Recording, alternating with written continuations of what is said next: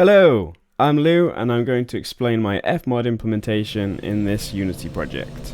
The level is built with the Space Journey pack from the Unity Asset Store, and all of the audio is designed by me. So first up we have the engine audio. This is made up of several layers, all affected by the ship's movement. To do this, the player turn rate was calculated and used to drive a parameter in Fmod.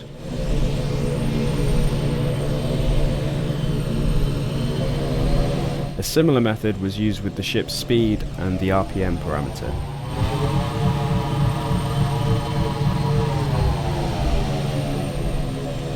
When the player activates the thrust, a thrust on sound plays, followed by a thrust loop which plays over the engine audio.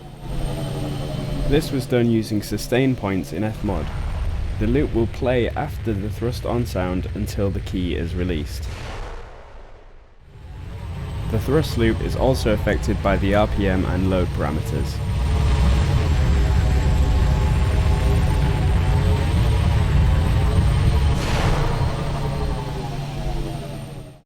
There are two weapons on the ship, light and heavy. The light weapon overheats after 8 shots. This was done using an if statement which counted how many times the player had fired and played a cooldown sound when it reached 8. A snapshot was used when the player changes the camera to filter sounds outside of the ship and play a cockpit ambience. Rattle and groan sounds would increase in volume and number as the player moved the ship.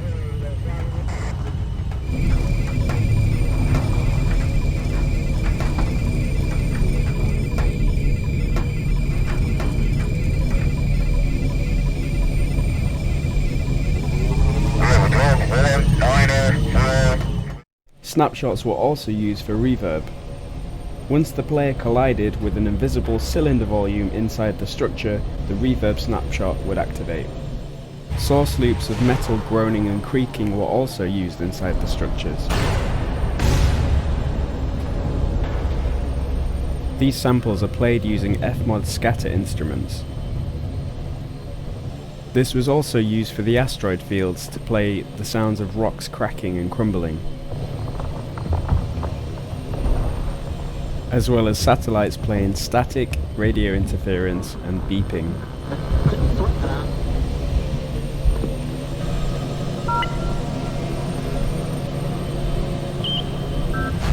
One-shots were used when the player crashes. These are triggered on the death event in the damager script.